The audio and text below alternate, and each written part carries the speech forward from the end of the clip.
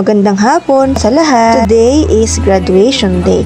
Graduation day po ng mga grade 6 students dito sa pinagtuturuan ko sa Pambuhan Elementary School.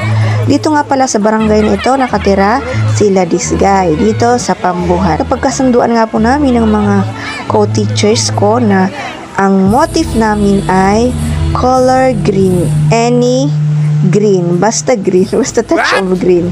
4:30 PM nga po pala nag-start ang program. So medyo mainit pa po guys. Grand march po kaming mga faculty.